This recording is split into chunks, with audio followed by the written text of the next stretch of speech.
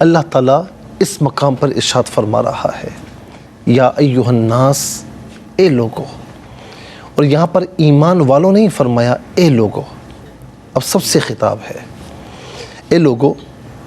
ہم نے تمہیں ایک مرد اور ایک عورت سے پیدا فرمایا ہے، اس بات کو اپنے ذہن میں بٹھا لو۔ اچھا، اب آج ہم دیکھتے ہیں کہ 4 ارب انسان ہیں، تقریباً کم و بیش 6.25 ارب کے قریب انسانوں کی آبادی ہے، 6.5 ارب سے زیادہ ہے۔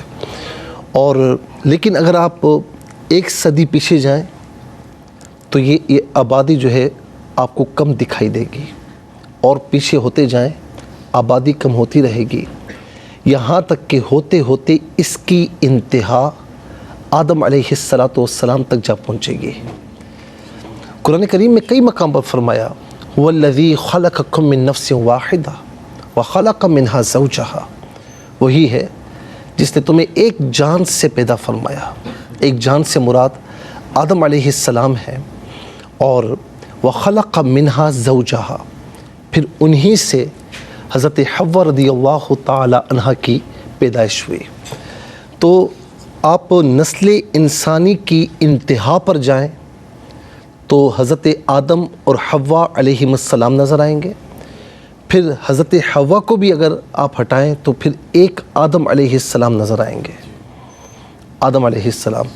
تو اسی لیے فرمایا کہ ہم نے تمہیں ایک مذکر اور ایک مؤنث سے پیدا فرمایا، مذکر سے مراد آدم علیہ السلام ہے، اور مؤنث سے مراد حضرت حوا رضی اللہ تعالی عنہا ہے۔ تو اللہ رب العالمین یہاں پر اس مقام پر اس طرح بیان فرما رہا ہے، فرمایا کہ انہی سے اولاد کا تسلسل قائم ہوا۔ اور یاد رکھیں جب اللہ تعالیٰ نے آدم علیہ السلام کو بنایا، وَإِذْ قَالَ رَبُّكَ لِلْمَلَائِكَةِ إِنِّي جَاعِلٌ فِي الْأَرْضِ خلیفہ، یہ ایک مقام ہے پہلے پارے میں سورہ بقرہ میں، کئی مقامات پر بیان فرمایا کہ آدم علیہ السلام نے جب اللہ رب العالمین نے آدم علیہ السلام کو بنایا نا، تو اس میں تعجب کی بات یہ ہے کہ تمام روئے زمین سے مٹی کو اکٹھا کرنے کا حکم دیا۔ تو فرشتوں نے ساری روئے زمین سے جو مٹی تھی اسے اکٹھا کیا، اور اب ان مٹیوں کو جمع فرمایا، پھر اپنی شان کے مطابق آدم علیہ السلام کا پتلا کہہ لیجیے، آپ کا وجود اقدس کہہ لیجیے، یا آپ کا جسد اقدس کہہ لیجیے، اسے تیار فرمایا۔ اور یہاں پر ایک بڑا یعنی بہترین نکات ہے ہمارے پاس۔ جب تخلیق آدم ہوئی تو مٹی ہر رنگ کی تھی، مٹی ہر رنگ کی تھی، اس میں کالی مٹی بھی تھی، لال مٹی بھی تھی، سفید مٹی بھی تھی، مٹیالے کلر کی مٹی بھی تھی۔ تو اولاد آدم میں آپ دیکھیں، آدم علیہ السلام کی اولاد میں ایک رنگ ہمیں نظر نہیں آتا، کوئی گورا ہے، کوئی کالا ہے، کوئی سانولا ہے، کوئی سرخی مائل ہے، یعنی جس طرح مٹی کائنات کی ہر جگہ سے جمع کی گئی تھی نا، اور ہر رنگ کی مٹی تھی، تو وہ تمام کلرز ہمیں اولاد آدم میں نظر آتے ہیں۔ پیدا کرنے والا ایک ہے، اور آپ دیکھیں کہ ماں باپ ایک ہیں، لیکن کس طریقے سے اولاد میں تنوع ہوا، اور مختلف کلرز کے ہمیں انسان نظر آتے ہیں۔ اسی طریقے سے ایک بات اور بھی ہے کہ یہ بھی دیکھا جائے کہ جسد آدم علیہ السلام میں جو مٹی یوز ہوئی تھی، تو مٹی نرم بھی تھی اور سخت مٹی بھی تھی۔ تو آج آپ دیکھیں اس کا نتیجہ یہ ہے کہ اولاد آدم علیہ السلام میں نا، انسانوں میں، اب ظاہر ہے کہ پوری دنیا میں تو آپ نہیں جاتے، لیکن اپنے علاقے میں، اپنے ایریا میں دیکھ لیجئے کہ جہاں جہاں آپ کا جانا ہوتا ہے، کوئی آپ کو بڑا نرم مزاج ملے گا، آپ اسے کچھ بھی کہہ لیجئے، نرمی اس کی بڑھتی چلی جائے گی۔ کوئی آپ کو تھوڑا نرم تھوڑا سخت ملے گا، اور کوئی ایسا بھی ملے گا کہ انتہائی سخت مزاج۔ تو یہ مٹی جس طرح نرم تھی اور سخت تھی، تو اولاد آدم میں بھی آپ کو یہی مزاج نظر آئے گا، ایک مزاج نظر نہیں آئے گا، کوئی بڑا سخت مزاج ہوگا، کوئی بڑا نرم مزاج ہوگا۔ تو یہ اللہ تبارک و تعالیٰ کا یوں سمجھ لیں کہ ایک کرم ہے اللہ رب العالمین یعنی اس کا ایک کمال ہے۔ اس کے ساتھ ہم دیکھتے ہیں کہ پوری روئے زمین سے جو مٹی جمع کی گئی تھی تو وہ پورے روئے زمین میں تھی، ٹھیک ہے نا، ایسا نہیں کہ صرف ایک علاقے سے جمع کی گئی ہو، ٹھیک ہے، پوری کائنات وہاں سے زمین سے مٹی جمع کی گئی۔ تو اسی لیے آپ دیکھیں کہ انسان پوری کائنات میں بستا ہے، پوری کائنات میں آپ کو انسان نظر آئے گا، ہر جگہ نظر آئے گا۔ تو یہ اس آیت کریمہ میں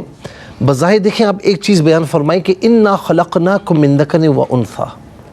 کہ بے شک ہم نے تمہیں ایک مذکر یعنی آدم اور ایک مؤنث یعنی حوا رضی اللہ تعالی عنہا سے پیدا فرمایا علیہ السلام۔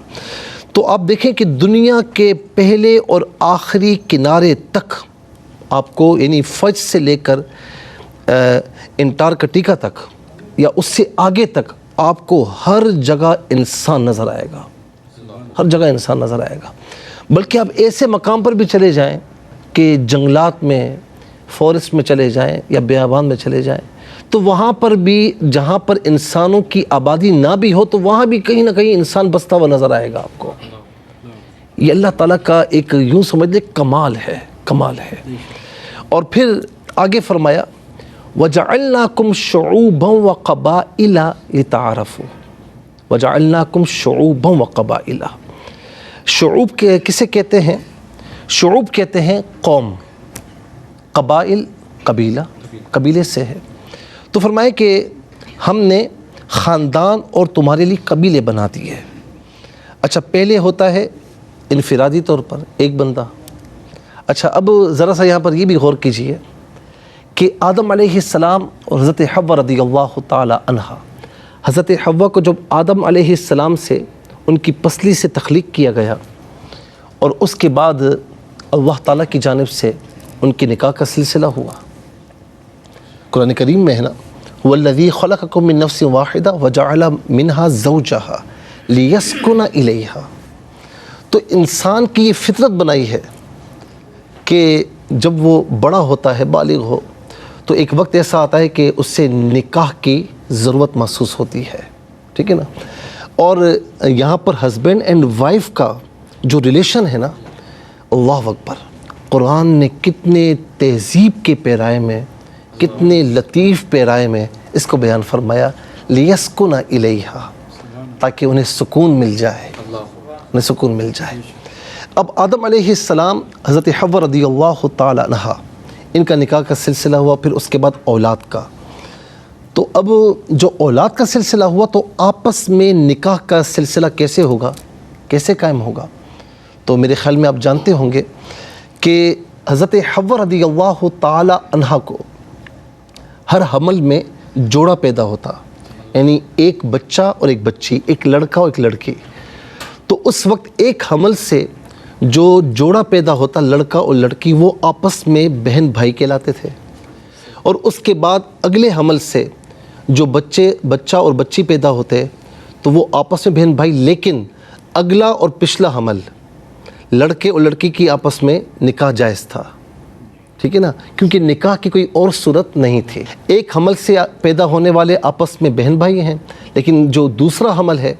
تو پہلے حمل والے وہ آپس میں بہن بھائی نہیں ہیں۔ حابیل اور قابیل کا جو جھگڑا ہوا تھا اسی پر ہوا تھا، اور حضرت حابیل رضی اللہ تعالیٰ عنہ کو قابیل نے شہید کیا تھا حسد کی آگ میں جل کر، کیونکہ قابیل جس سے شادی کرنا چاہتا تھا تو وہ اس کی بہن تھی اور وہ شریعت میں جائز نہیں ہے، اسی لیے وہ پھر جھگڑا ہوا اور اس نے حابیل رضی اللہ تعالیٰ عنہ کو شہید کیا، اور یہ کائنات کا یوں سمجھ لیں کہ اس دنیا کا پہلا قتل تھا۔